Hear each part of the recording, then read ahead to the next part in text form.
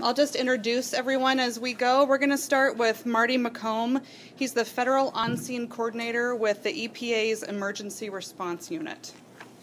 Well, hi there. Thank you for the opportunity. Again, I am what's called a Federal On-Scene Coordinator with EPA's Emergency Response Unit. What that means is I'm the wing of the EPA that usually responds to incidents that we have to deal with quickly, emergencies, or in a time-critical manner.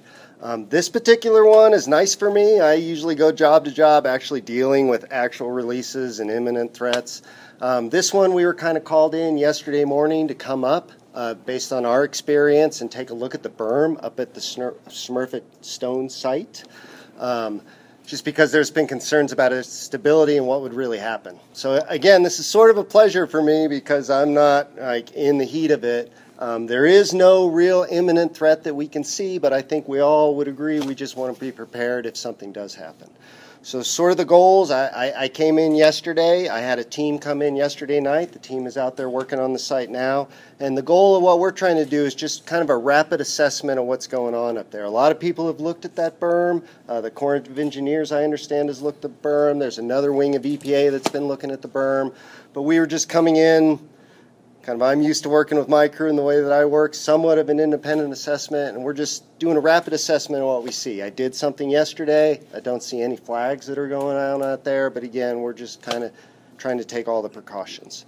The next thing I'm trying to do is just come up with sort of a common operating picture. We're partnering with the county and our stakeholders, and normally what we do is we come in and just get us all on the same page. We do end up sharing that common operating picture publicly. It's a web-based application where you can kind of drill in and see what's going on with some messages that we like to get out, and we do plan to share that at the end of the day. I'll give you the website where you can find that. Third thing we're trying to do is a monitoring plan. You know, there is some monitoring going on out there. There are people that are looking at that berm in a very detailed manner about once every week, as well as there are two different groups of people that are looking at that berm every day. So what we're trying to do is really formalize that approach. Again, this is great. You know, I don't have an ongoing release. You can plan ahead for what you want to do. But we're really just trying to formalize what they're doing and find a good way to make sure the county receives that information, we receive that information, the public receives that information. So we're just sort of putting a little structure on what's already going on, seeing if we can make some improvements. And then the last thing that we're really focused on, this will probably be most of our time, is when we leave here, and we don't imagine we're going to be around very often, but what we want to do is come up with a contingency plan, right? Nobody can stand up here and tell you that nothing's going to happen. I think the likelihood is really, really low, and so if something does happen, we just want to be prepared for it. And so that contingency plan deals with things like who are we going to call, and really formalize that so when something's going on, people just can look at that list and know who to call and get rolling. If you don't mind, let me just make sure I have what we're doing in that. We're also looking at prioritizing different areas on the site. There was a lot of activity that went on out there, and you all have seen it, I hope. It's in your neighborhood.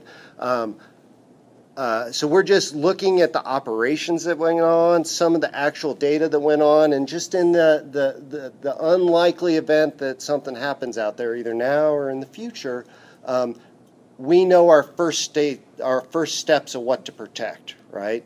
There are areas closer to where all the facility buildings that are more contaminated, have more material in them, than the areas right along the river. And that's the good news. The areas right along the river appear to be the least impacted. So when something happens, we just want to know, almost like a triage in a hospital, are we going through and making sure we're doing everything we can and really formalizing that again so we're all on the same page of what areas we're going to protect first.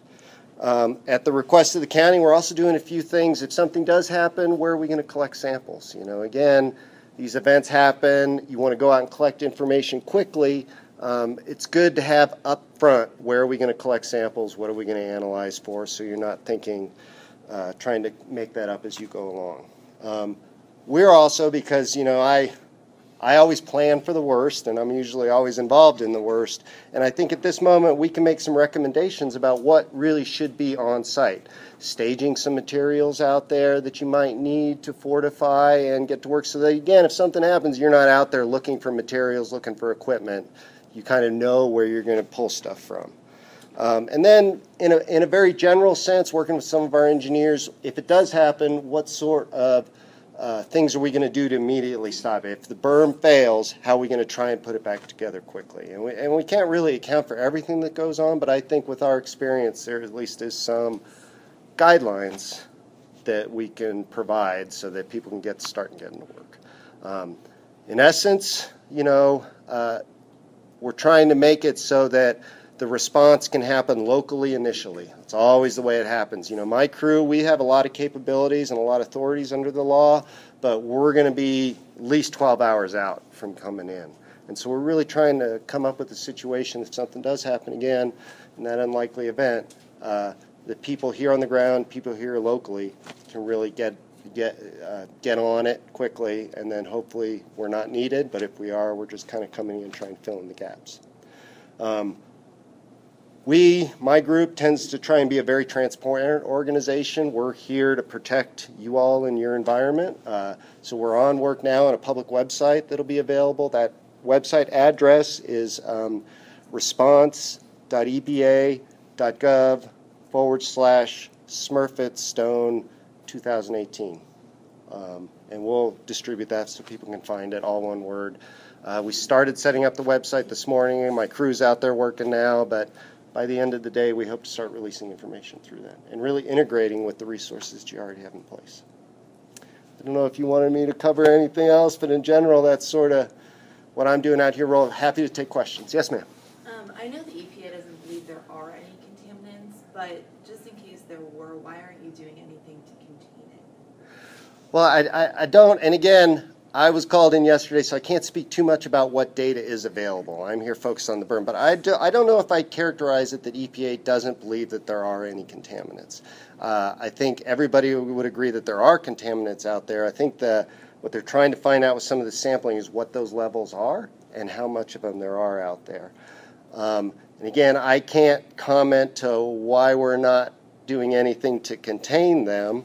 But from my view, looking up there and what I'm seeing, I'm not seeing any of that, any sort of breaches where you can actively see anything going into the creek right now. And you're hoping to get test results back within 48 hours, I believe. Is that going to happen? So the request was made to do it in 48 hours, and I'll tell you straight up, I don't think that's going to happen. Just with the holiday weekend coming into play, the actual analysis, what you need to run on dioxins, I think honestly you're probably going to have metals analysis coming in early next week, we hope, and probably the dioxin results are going to come in a little later next week. That's at least my understanding of where we're at right now. Yes, sir. Are the responsible parties that have been listed before, the companies that were involved in the past, are they going to be the ones who are footing the bill for what you're doing right now?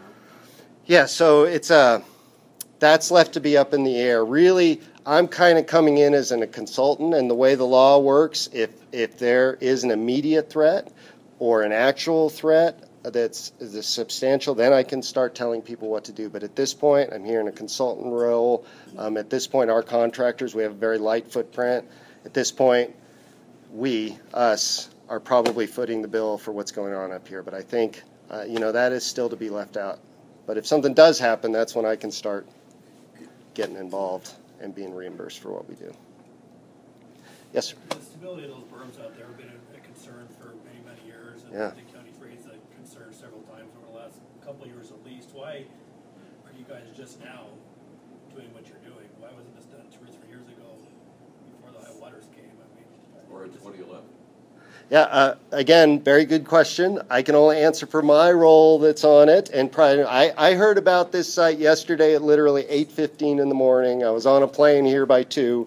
So once my program, the response unit, there's a request that comes in to go with it. But I think the reason we're here is that we do share the concern. They weren't engineered levees, right? They really are berms. And I've been looking into the studies that are going on. I know that they are fairly intensive. They've been doing some drill core borings in there. They've actually been digging some trenches across it. And what I've heard is that study, to kind of start summarizing those and pull all that information, is in the works and should be seen, I'm told, in a matter of weeks to months. But that's at least what I can tell you. I'm trying to be as open as I can, but I have a very certain role here, and response to response, this is kind of what I do. Yes, sir. Can you comment on whether, in response to this event, flooding will be added to EPA's risk assessments for the site? Great question. So the recommendation I've made and people have already accepted is we do need to get a hydrologist on board. I know a lot of the risk assessment that goes on. I work with those people. They're great with human health and ecotox, but I do think there needs to be a hydrologic assessment and some work to be done. So this plan that I'm talking about, this contingency plan, is really what I can put in place in a day, everybody. We're trying to move quickly, so if something happens right now, we're ready for it.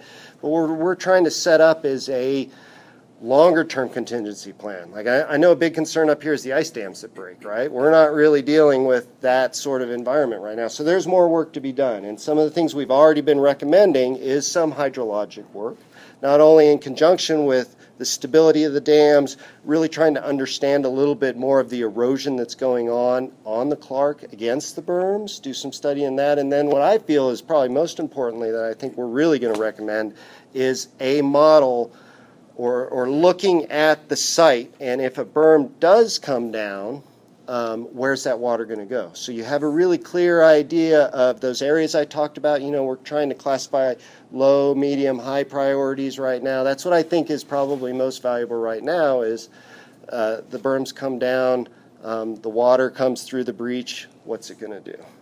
So again, at this point, we're coming in with our experience and our recommendations and trying to leave the tools in place. That's all my legal authorities are right now, is really just provide. But I think we've got some good ideas. We deal with these situations all the time. Recommendations. How many people did you bring with you? I have a small, light footprint of 2 people. And I have a whole crew back in the office that's crunching the data and whatnot.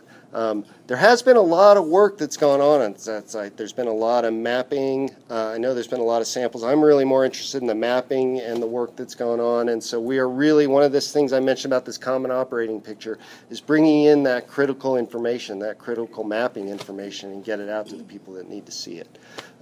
So I'm comfortable with the size I have, but there's a whole crew back in the office. I'm a data guy, so I kind of have those people set up to do the work for me. You said that you don't think it's likely anything terrible will happen out there. Can you say why? The visual inspection of the dam, where the water is impacting the footprint. Sorry, not the dam, the dike. Where the water is impacting, just the stability of it. I can't guarantee Mother Nature is as strong, but it's just you don't see big signs of some big failures going on that, you can't always going to see it. But I think if we saw something like that, we'd be really worried. There were some reports of they call it dirty boiling. I've never heard that term before, but where the hydraulic pressure is a little bit different between the river and the sediment ponds, and so it was pushing some of that water up underneath on the boiling points. Looking at that, they've repaired that pretty well. You just don't want those boils to go on too much because it could increase some of those pathways. And so if we saw more of that going on, I'd be a little more worried. And that particular instance, that happened before I got here, but just inspecting the work that they've done afterwards, it appears like at least that particular situation. But that's exactly what we're trying to look for and trying to, I want to say educate because people have been working on this site a long time, but really just prioritizing what do you need to be looking for. And if you see those things, who are you going to call? I hope I answered your question. If anybody needs more clarification, I tend to ramble sometimes. Proud of what I do. How long do you and your team plan to be here? I think we're going to be here a couple of days, and that's just prioritizing what we got. We have another ER going on, and then in Salt Lake, we're going to move on to that. But we'll be here as long as we're needed. If it's anything, I have other people on call. They can take other sites or come up here. But we think that these goals of the contingency plan, the rapid assessment, the common operating picture, and sort of the monitoring plan, we think we'll be able to work through that in a few days. But then, everybody's going to know how to call us back if it's needed. Anything else? All right. Well, thank you again for the opportunity. We do work for you all. Okay, so Next up, we have Ellen Leahy, and she's the health officer with the Missoula City County Health Department. Hi, I want to thank you, Marty McComb and your team, for flying in and helping us and being immediately responsive to the folks in our department yesterday and getting right in on the ground. I also want to thank the voices in this community, our elected officials, congressional folks, media, that helped us get this request up to where it was responded to. Very much. That's what it took, and here you are, so thank you. I wouldn't begin to try to add or change to anything that you've so well stated. From someone in the community, though, that is involved at looking at sites like this over many years, this is not in lieu of the very hard assessment work that is yet to be done on that site, the remediation decisions, and so on and so forth. It is in addition to, and it is in addition to because of a couple of factors. One is the site, in our opinion, the Water Quality District and Health Department, is not yet very well characterized. Secondly, those ponds and other aspects of that site were designed to discharge to the river. So that, right there, you've got something that even if the berms hold, what does that look like after it's been out of operation? And thirdly, it's just timeliness. We have this event, and we weren't sure what we were seeing. We just saw enough to be concerned, and we weren't sure how to motivate, inform the responsible parties and the regulatory parties. So again, this is in addition to, in a very timely way, not instead of. So we want to keep that short-term and long-term picture very much in hand. Along that lines, I just want to let you know that DEQ, Tom Livers, the director of DEQ, also wrote a letter to, in addition to our congressional delegation and our commissioners who you have been reporting on, wrote a letter to EPA yesterday, if you're interested in pursuing that, in support of some longer-term looks at that site. So this is a response inside of a response. So I want to turn to this Smurfit stone being an incident inside of the larger flooding incident. So I've been taught to look at it that way. Thank you. That helps me. So in the overall flooding, it might seem kind of mundane and boring for people who have been dealing with, being out of their houses or being in inundated areas, and I feel very sorry about their situation. I appreciate their patience and all the volunteers that helped all of us try to help them. That said, it's not time to relax. As waters, they will come up again on the Clark Fork, as you'll hear with the meteorologist, and they're going to go down again.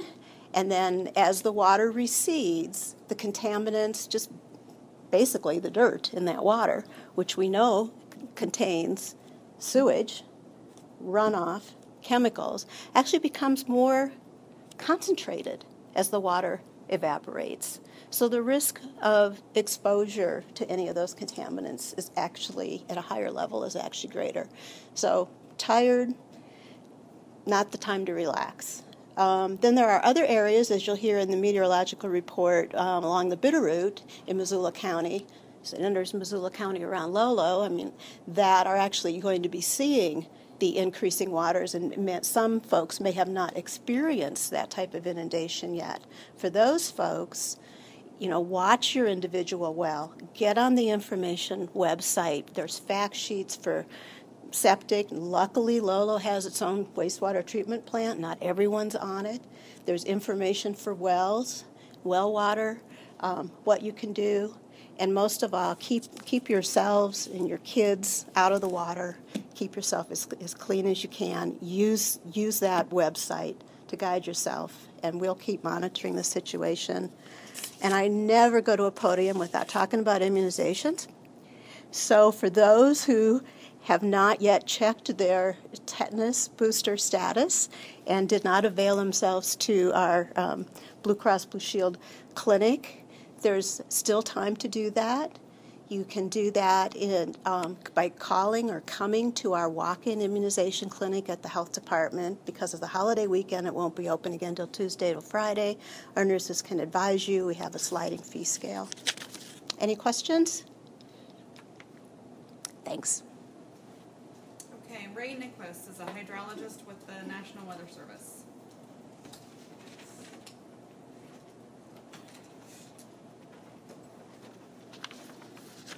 Well, there's three topics that I'd like to address here this afternoon, and that's the first one is the Clark Fork River, and then I'll talk a little bit about the Bitterroot River, and then the Lolo Peak burn area that's outside that we experienced last summer with all the fires up there.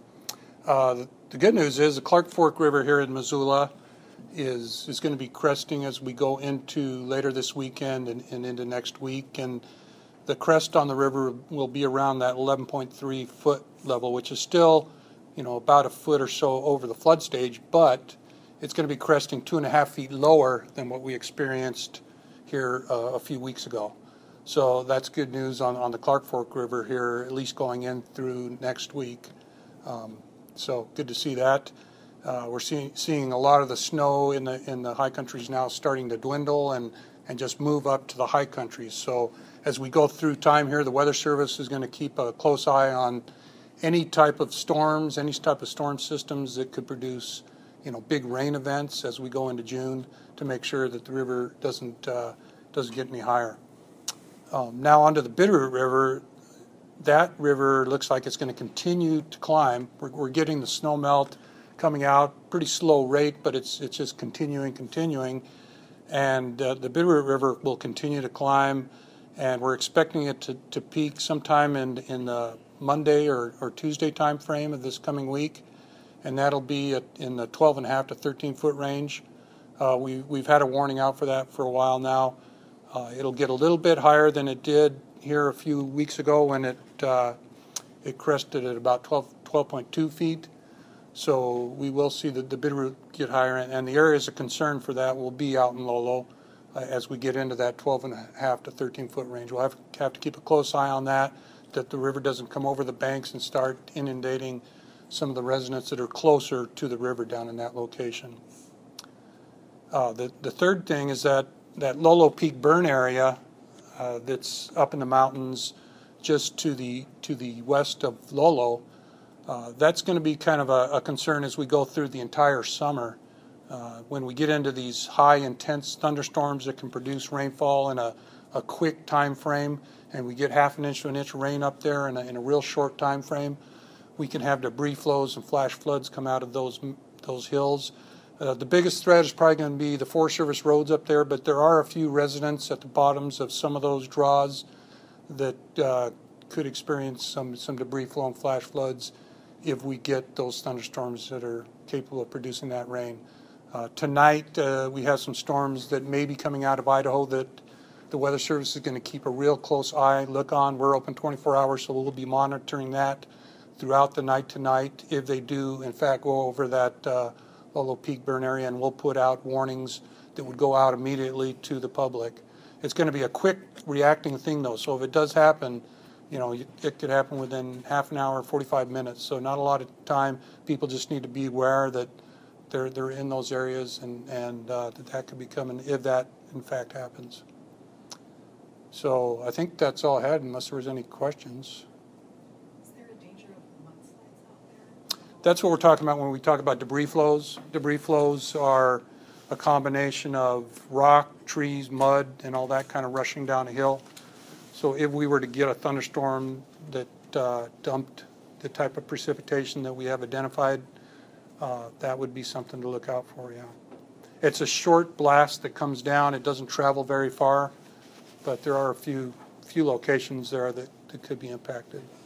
You said about 30 to 40 minutes. Is that about the time frame that you expect to give someone a warning in that area? Yeah, our warning would probably go out half an hour before that would happen. It's going to be, but it's a quick deal. The best thing, if you're a resident there, is just to be prepared for it now, because you're not going to have a lot of time to react to the warning. It's just such a quick thing. Yeah.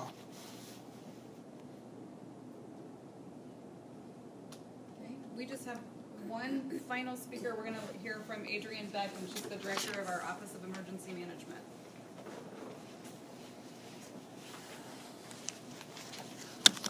So good afternoon, or morning still. I'm Adrienne Beck, for the Director for the Missoula Office of Emergency Management, and tagging on to both Ellen Leahy's comments and Ray with the National Weather Service. We've got some hazardous weather coming in this weekend. We're going to see some river rise, and so our message really today is for, as people are out enjoying their holiday weekend, to really pay attention to the conditions, be aware of your surroundings. Certainly those homeowners that are in the areas that have been identified as kind of a pre-hazard for the burn scar of the Lolo Peak fire, we've made notification to those homeowners. They know who they are, but certainly pay attention. If you're out in the woods on Forest Service roads, Forest Service trails, out recreating in any way, shape, or form, when those thunder cells come through and capable of producing lots of water, lots of different things can happen. So just asking people to pay attention to those kinds of things. As Ray mentioned, we're expecting the Clark Fork River to continue to rise through the weekend, and we just ask for people to continue to pay attention to changing conditions, report anything that might be of a hazardous situation, so that we can get public safety officials to get out and take a look at it. The Sheriff's Department will remain with their operation of having patrols in the area, making sure that people that did evacuate their homes, or the homes that cannot be accessed, that there's a safety concern out there, that they'll be out there monitoring those situations. The Bitter River, the crest that we're expecting to see late this weekend and early next week, those people have already seen some water, but we really want them to pay attention to the fact that we're expecting them to see higher water than they've seen this year and perhaps in recent memory. The crest that is currently forecasted is right at or a little bit above the 1997 flood that did quite a bit of damage done in the Lolo area. And so people that live in the Lewis and Clark area and along Lakeview, in the Lakeview area, we really are encouraging them to pay attention to conditions. A lot of those homes are elevated, but roadways could become impacted as well as yards. So all of the public safety stuff with well and sanitation, we encourage people to look at our website and to inform themselves of things that they can do to keep their family safe. One of the best things that people can do is register for emergency alerts, whether it's from a debris flow or from rising water where we need people to get out of an area. We will be utilizing our Smart 911 emergency notification system. So we're encouraging people to register their cell phones for emergency notifications so that we can geo-target them to where they live and where they're recreating. The last thing I'll talk about is last Saturday, as we actually saw the Clark Fork River start to recede a little bit, we did experience some damage to an Army Corps of Engineers levee out in the Tura area. Work has been ongoing on that levee for this whole week and is expected to wrap up on Saturday. That levee, the repair to that levee helps protect some critical infrastructure in the area, not to mention the Bonneville Power has two structures out in that area, as well as Missoula Electric Co-op, Northwest Energy, and then I-90 and Montana Rail Link both have infrastructure in that area as well. So we're looking forward to that project being completed. The Army Corps of Engineers continues to have a team here in the Missoula area and are out assessing infrastructure and the entire basin on a daily basis.